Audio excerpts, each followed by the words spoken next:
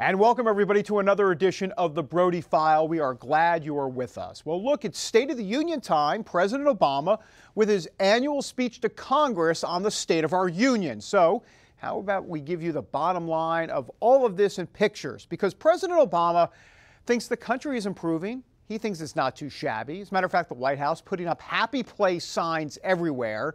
We're not sure if that's true, by the way. And it's like Disney World out there, too, according to the White House. Republicans, on the other hand, think the economy looks more like this, and that the rain has been falling ever since the president moved into 1600 Pennsylvania Avenue. Well, so what is the real State of the Union? I mean, what does the president want to accomplish, and how does that fit in with the GOP vision?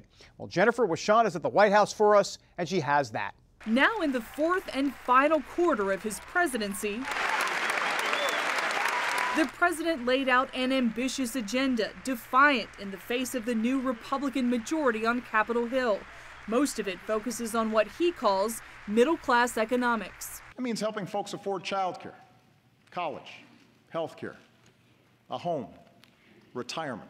They're ideas that add up to $320 billion in new taxes and fees on wealthy Americans. For far too long, lobbyists have rigged the tax code. They've riddled it with giveaways that the super rich don't need. Some Republicans accuse the president of pushing talking points that excite his Democrat base, as opposed to proposals that actually have a chance of passing through the Republican-controlled Congress. There have been presidents in the past who've been repudiated in a midterm election. And in the past, what presidents have done is they have come to the American people with humility. So unfortunately, tonight, President Obama doubled down. The Republican response came from a woman. As part of the new majority, Iowa Republican Senator Joni Ernst was elected on a promise to make big Washington spenders squeal like pigs. We'll propose ideas that aim to cut wasteful spending and will defend life. President Obama celebrated America's respect for human dignity and condemned rising anti-Semitism. It's why we continue to reject offensive stereotypes of Muslims, the vast majority of whom share our commitment to peace. Texas Congressman Louis Gohmert wonders why the president didn't mention Christians facing persecution at historic levels. We rush around the world to help Muslims that are being persecuted, and yet we have growing anti-Jewish, anti-Christian sentiment, people being crucified again. Some lawmakers do see areas for cooperation and appear ready to heed the message voters sent in November. Look, I heard the message on my side, and I know Republicans heard the same thing. They want to hear that you're going to sit down, work together, at least try to arrive at common ground. President Obama is now taking his plans on the road in an effort to sell them to the American people. David, back to you. Thank you, Jenny. All right, well, look, President Obama had his turn at the State of the Union, so now it's the Brody File's turn. We call it a Brody File commentary. This Brody File State of the Union is not about policy, but about two words that we heard so much about in 2008 when President Obama was elected president. And those words are these: hope and change. I covered that race firsthand back in 2008. I mean, I was there. I felt the excitement that people were feeling at that time. It wasn't just Democrats. It was moderates. It was independents. And yes, even some conservatives who thought this president was going to make good on his promise to unite the country, to bring both parties together. It was Barack Obama, after all, who said in 2004, quote, "There's not a liberal America and a conservative America. There's the United States of America." Folks, it never happened. Not only didn't it happen, under President Obama's watch, it has gotten much worse. He hasn't brought the country together. If anything, he's torn the country further apart. Now, is there enough blame to go around? Well, of course there is. GOP leaders have their fair share of blame as well. But a president has the ultimate responsibility to promote unity. Executive orders and saying, "see you later" to Congress doesn't do that. Passing major health care changes like Obamacare with 51 votes instead of a supermajority doesn't do that. Making straw man arguments on a daily basis doesn't help either. Did Congress give him headaches? Yes, of course. It's called checks and balances. It's what our founders intended. But just because Congress has you reaching for the Excedrin doesn't mean that the emperor has to get his way. no matter what. So, what's our State of the Union? It's fractured, and President Obama deserves much of the blame. All right, time now for the 2016 presidential politician or politics portion of the show. You've probably heard by now that Mike Huckabee is seriously considering running for president. He quit his Fox TV show, and this week he starts a book tour. Oh, what perfect timing. The book is called, I love this title, God, Guns, Grits, and Gravy. Yummy. Sounds like the perfect Brody File book. It's a classic Mike Huckabee who waxes poetic on everything from America's deteriorating culture to politics. And we spoke to him earlier this week about all of this. Have a look. Governor, thanks for joining us there. Hey, are you in You're in Bubbleville. You're not in Bubbaville. I am in Bubbleville. You know, I am. New York, Washington, Hollywood. At least two parts of the bubbles are being covered by the interview today. I love it. Well, let's explain to everybody what we mean, or what you mean by Bubbleville and Bubbaville. And it's a fascinating book and such a great read. I really enjoyed it. Tell me a little bit more about the premise here. Well, the term God, Guns, Grits, and Gravy actually is what I sometimes say to people when they say, where do you live? Because they assume I live in New York since I've been doing this Fox show for 6.5 years. And I said, no, I'm not going to live in New York unless the mayor will let me duck hunt in Central Park, which of course will never happen. And they said, well, where do you live? And I said, I live in the land of God, Guns, Grits, and Gravy. In other words, I live in the middle of America, in flyover country. And the book kind of is a picture of the fact that there's a great disconnect between the people who live in the middle of the country and the people who live in what I call the three bubbles of cultural influence, New York, Washington, and Hollywood. And in those three bubbles, really, you see everything from fashion to finance to government, politics, music, movies, television.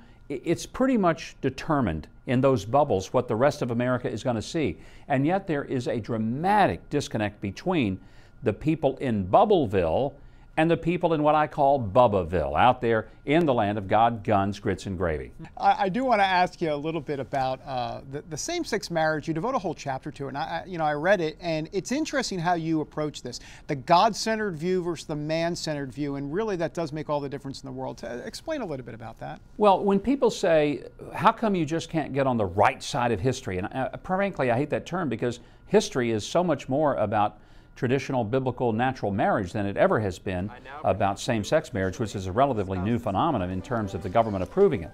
But when people act like that there's something really crazy about those of us who believe in traditional marriage, what I point out is that for many of us who have a biblical worldview, who are God-centered in our approach to life, this is the only option we have. And if you have a God-centered worldview, you say, what did God say about marriage? Not what do I feel, what do I think, what do I believe. If you have a man-centered approach to life, then your first inclination to anything, not just same-sex marriage, is what do I think? What do I feel? What do I believe? So the question is, what should be the governing authority of your life? Is it your feelings, your thoughts, your own personal beliefs? Or is it something more objective, something bigger than you? And that's where I come to on the book in that particular chapter. I think it's an important read. I wish that a lot of the people who are very critical and even hateful toward those of us who maintain that traditional view of marriage, I wish they'd read this chapter. Now, I don't think that they're going to change their view, but maybe, just maybe, they'll understand a little more of why we believe as we do, and maybe it could be a revelation as to where their own beliefs come from. I would like some of your tips for some Southern Southern cuisine recipes, if you don't mind. But I do want to ask you. I can certainly give those to you, especially on the grits. Always put some cheese, some garlic, and if you live down on the Gulf Coast as I do, toss in some shrimp. It really does bring the grits alive. All right, fair enough. And I know, call it cheese grits, don't call it cheesy grits. I got it. I read the book. Please, yes, don't do that. Mitt Romney did that in Mississippi, and I think it cost him votes because in the South, if you say something is cheesy, that means that it's not very good, that it's inferior. So if you say cheesy grits, it's like saying these are unfit to eat. They're cheese grits. Yes, you were very good to catch that. Got it. By the way, what a wonderful transition. You mentioned Mitt Romney, so let me ask you, 2016. Hey, look, I have to ask, you and I, we go back. We go back years and years.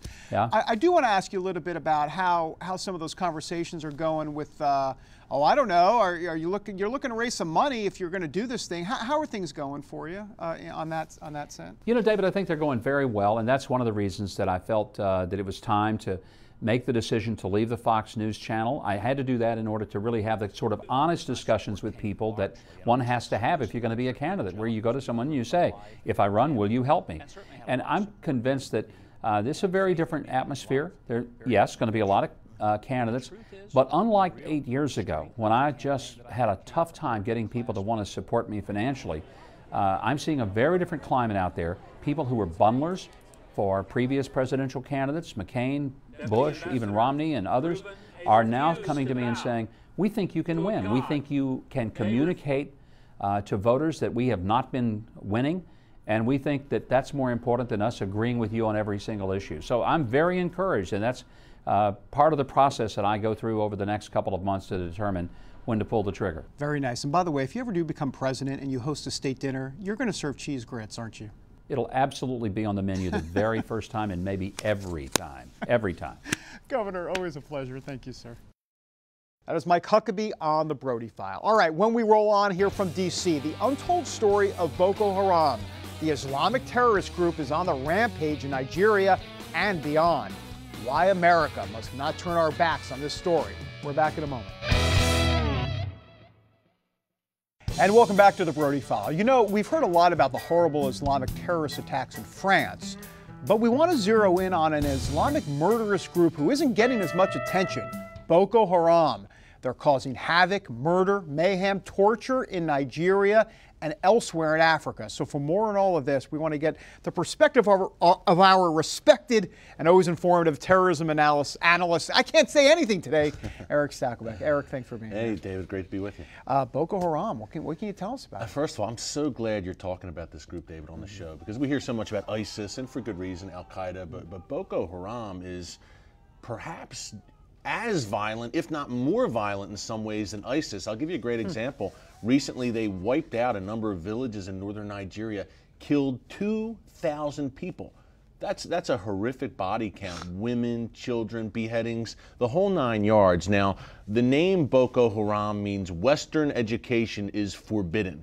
Anything Western is forbidden. Basically, it's almost like a mini ISIS, David, in Nigeria, specifically in northern Nigeria, where they want to form an Islamic emirate or a mini caliphate in Nigeria. Now that's important because Nigeria is a very populous country. Number one, I believe it may be the most populous country in Africa. Number two, it's got a lot of oil.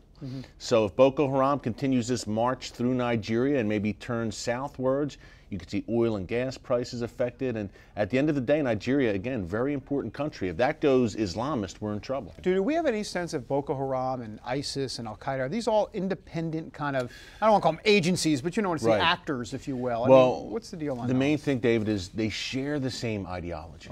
Okay, the different regions of the world and different tactics in some respects, but they share that same jihadist ideology, which is basically death to Israel, death to America, and Sharia Islamic law for one and all, whether we like it or not. So they share an ideology. Boko Haram has shown some sympathy with ISIS, very similar to ISIS in terms of the barbaric tactics and, again, the goals, the end game. But I think the big fear is, do these groups, Al-Qaeda, ISIS, Boko Haram, etc., which have some differences, do they consolidate their power eventually and form one monolithic jihadist force? That's a major nightmare scenario. I rarely hear the president mention Boko Haram. He may have. I'm not saying he hasn't, but we hear ISIS, or as he says, ISIL. Is the Obama administration a little bit AWOL on this, or is it more about the whole, they never want to say radical Islamic terrorism. They just keep talking about violent extremism. I mean, David, I think you hit the nail on the head. He wants to, the President Obama's administration, want to de-emphasize any Islamic jihadist atrocities. They don't want to say even Islamic terrorism. Well, Boko Haram is very bad guys who are doing this in the name of Islam, in the name of jihad, and the Obama administration doesn't want to shine a light on that. I think he's been AWOL, has the president in general, on this issue, and the fact that he did not attend that march in Paris, I think said a lot, spoke volumes to where he is on this Islamic terror threat. Eric, always a pleasure. My pleasure, David. Thank you, sir. All right, when we come back, Jews, Christians, Muslims, a closer look at the religious breakdown of Congress. That's after the break. And welcome back to the Brody File. It is a new year, and that means a new Republican-controlled Congress. So things may be changing on Capitol Hill, but there's one thing that is not changing. That is the religious makeup of the 114th Congress. A Pew Research study shows 92% of members of the House and Senate are Christian. Of that, about 57% are Protestant, 31% are Catholic. And take a look at this. These percentages are actually higher for Congress than they are for our adult population. 49% of American adults are Protestants, 22% are Catholic. Now, the Pew Research Center says the religious makeup of Congress has changed very little, but one interesting difference is that there are now more members of the House who are ordained ministers. There's 4 Republicans and 3 Democrats. The Brody File, by the way, loves that. We like that, as a matter of fact. So can we get like a Facebook page for that? We want to like it. That's what we want to do here at the Brody File. All right, coming next, a talk with one of the most influential media moguls around. One-on-one with Chris Ruddy of Newsmax. We're back in a moment. And welcome back to the Brody File. All right, time now for our discussion with Newsmax CEO Chris Ruddy. He is in charge of one of the largest news media organizations in the country. He constantly sits atop list after list as one of the top influencers and innovators in the country. And his Newsmax empire contains the extremely popular Newsmax magazine. The website, by the way, is the most trafficked conservative site out there. And now comes Newsmax TV. Our Brody File crew traveled down to his neck of the woods in South Florida to get a tour of the digs and find out more about how Ruddy has turned Newsmax into a phenomenal success. Take me back a little bit to the genesis, if you will, of Newsmax and the concept behind what you're trying to build here in Florida. Well, I started out as a reporter in the 90s covering the Clinton White House and the Clinton scandals. Became famous or infamous, depending on your point of view about the Clintons during that time. And I really felt at the time that the media was not giving a fair shake to all sides of the political equation. So when I saw the power of the internet, I saw the Drudge Report doing so well and other websites, I thought it was time that a conservative-leaning, pro-American website be started, and we started in 1998, Newsmax.com. And it has grown to become a phenomenon on the web, and we also have a magazine and now a TV channel. Tell me a little bit about whether or not you're surprised, if not surprised, at the growth of Newsmax, just kind of shaking your head and going, wow, you really tapped into something here, and what's been that thought process like for you here? Well, the liberal media does keep me in business because they're just so bad, and I know you're in Washington, so you're covering these guys all the time. I remember during the Clinton years there was a Pew study that found that 89% of the White House press corps voted for Bill Clinton. And that's bad just on the face of it, because there should be a diversity of opinion in the media, because the media people like ourselves, we represent the American people in Washington, New York, all over the world, and we should be representing their views. And I think online, Newsmax tapped into that early on. And we were successful not because I'm so smart, we were successful because the American people wanted to have another voice. And that voice was Newsmax, is one of those voices. And I think one of the success of, the long-time success of CBN and the 700 Club has been the fact that you've been giving the American people another voice. Fox News is another example of that. Very interesting. You mentioned earlier about that you're conservative leaning. Tell me a little bit about the thought process that goes into the stories that are covered at Newsmax, because you have, I mean, we see Al Sharpton on the cover, sometimes Hillary Clinton, but there are obviously many conservative figures on the covers. So what happens in that process? Well, I'm not afraid to say that we're a conservative media outlet, right, but we also have a lot of different points of view, so that's why I use the word leaning. I believe that conservatives win if we have a multitude of opinions and information. The more information the American people get, the more likely they're going to pick the side that is for freedom, that's for liberty, that's not for government, that's for less taxes, for the values that we care about. There's Fox News on television. You're now starting Newsmax TV. Tell me a little bit about the thought process as it relates to starting Newsmax TV and where you want to take this. So in June, Newsmax TV launched in 35 million homes, which is a huge launch in the cable world. Fox started with about half of that, or less than half, when they started in the 90s. So we're on Dish TV and Direct TV. And we should be in a number of other systems in the next couple of months that'll put us in about 50 million US homes, which is half the cable market. Now, Fox has been a tremendous asset to this country. I think Roger Ailes built one of the great media, probably the greatest media television network the world has ever known.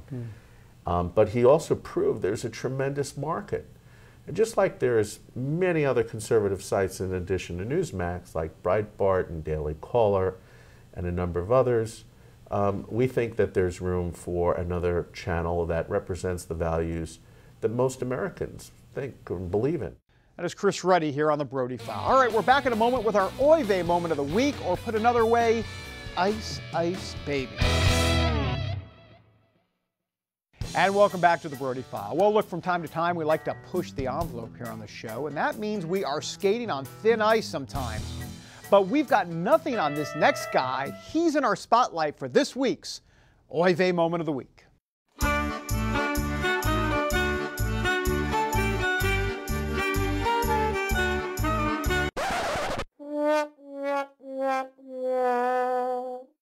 All right, time to head to Yonkers, New York. All right, so the street was a bit icy, and, well, you know what? Here's the video. Let's roll it.